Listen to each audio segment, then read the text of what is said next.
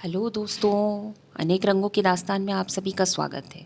दोस्तों, अगर आपको मेरी कहानियाँ पसंद आ रही हैं तो प्लीज़ आप अपने चैनल अनेक रंगों की दास्तान को सब्सक्राइब कीजिए, लाइक कीजिए और शेयर कीजिए। दोस्तों, आपको जिस तरह की कहानियाँ पसंद हैं मुझे कमेंट सेक्शन में जाकर बताइए, मैं उसी तरह की कहानियाँ लेकर आपके सामने पेश होंगी। आज की कहानी है उद्धार। आजकल विवाह से जुड़ी प्रथाएं इतनी चिंताजनक हो गई हैं कि कुछ भी समझना मुश्किल हो जाता है। इसमें कुछ सुधार जरूरी है, लेकिन कम ही लोग ऐसा कर पाते हैं। ऐसे कम ही माँ बाप होते हैं जो 7 बेटों के बाद भी एक बेटी होने पर उसे प्यार से रखते हैं। जैसे ही एक बेटी पैदा होती है वो उसकी शादी की चिंता में डूब जाते हैं। गुलजारी लाल भी एक ऐसे ही पिता थे जिन्हें अपनी बेटी की शादी की चिंता खाए जा रही थी। यूं तो उनकी आर्थिक स्थिति ठीक थी, 2 बेटे भी थे जिन्हें पालना था, ऊपर से बेटी के विवाह होने की टेंशन अलग। बेटी की शादी करने के लिए अच्छा घर भी चाहिए था। होते होते एक दिन गुलजारी लाल को एक पढ़ा लिखा योग्य लड़का मिल गया। उसके पिता आबकारी विभाग में नौकरी करते थे। इन सब के बारे में गुलजारी लाल ने अपनी पत्नी से बात की। फिर उसने कहा कि परेशानी यह है कि लड़का ही शादी नहीं करना चाहता। उसके पिता ने उसे बहुत समझाया, लेकिन वो किसी की नहीं सुनता। उसने कहा कि वो जीवन में कभी शादी नहीं करना चाहता। समझ में नहीं आ रहा कि वो शादी से इतनी नफरत क्यों करता है। गुलजारी लाल की पत्नी ने कहा, एक दिन उसे बुलाकर अकेले में बात कर लो ना। उसने पत्नी को बताया कि बुलाया था मैंने। काफी देर तक कारण पूछा, लेकिन वो कुछ बोला ही नहीं। वह भुनभुनाते हुए बोलने लगी कि बेटी की वजह से पता नहीं क्या दिन देखना पड़ेगा। गुलजारी लाल बोला, नहीं, इस जमाने के लड़के होते ही ऐसे हैं। पढ़ लिख कर उन्हें पता नहीं क्या हो जाता है कि वो जिंदगी भर अविवाहित ही रहना चाहते हैं। वो अकेले आजाद रहना चाहते हैं, इसी में अपनी खुशी समझते हैं। पत्नी बोली, बात तो बिल्कुल सही है। अगर तुमने ही शादी ना की होती तो ये सारी चिंताएं ना होती, हम सब खुश होते। वक्त गुजरने के बाद गुलजारी लाल को विवाह के लिए मना करने वाले लड़के की तरफ से एक पत्र आया। उसमें लिखा था, अंकल प्रणाम, मैं आपको यह खत काफी दुविधा में लिख रहा हूँ।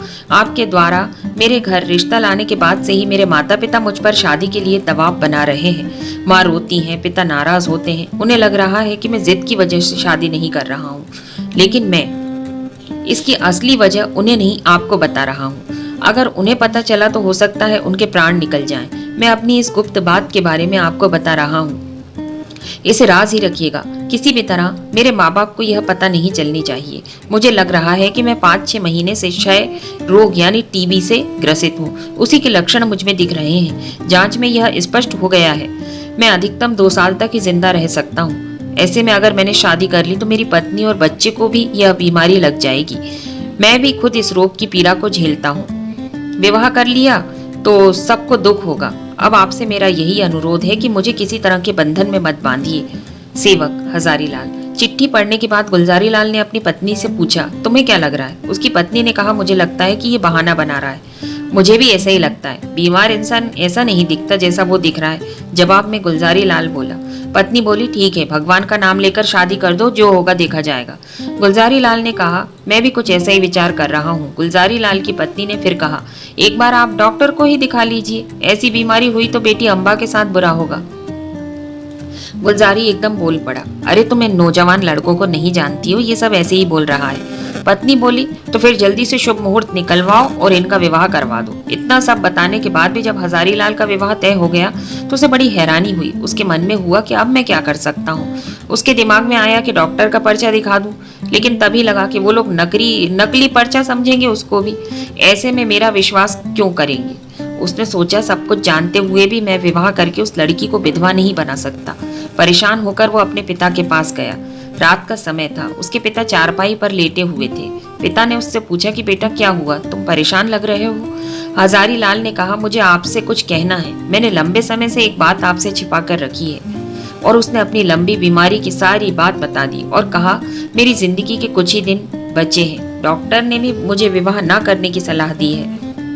हजारी लाल के पिता दरबारी लाल ने अपने बेटे की ओर देखकर चौंक कर कहा, बेटा इस स्थिति में तो तुम्हें शादी करना जरूरी है। भगवान ना करे कि अगर तुम्हें कुछ हो जाए तो विवाह के बाद तुम्हारा बच्चा तो हमारे पास रहेगा, हम उसी का मुंह देखकर जिंदा रहेंगे।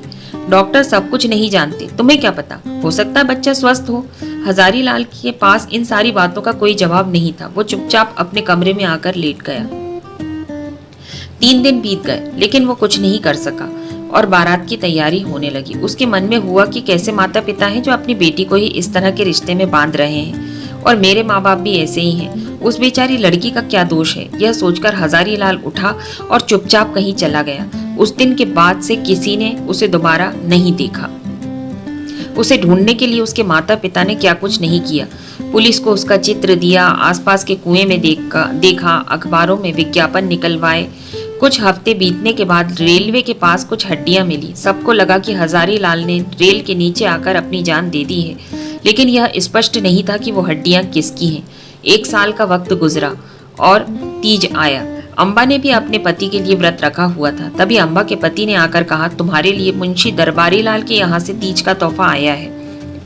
फिर उसके पति ने पूछा, ये तुम्हारे कौन हैं? अम्बा के मन में हुआ कि बता दे कि ये उसी देवता के पिता हैं जिन्होंने मुझे नरक की आग में जलने से बचाया है। अपने जीवन का बलिदान दे दिया, लेकिन मेरे जीवन को खराब नहीं होने दिया।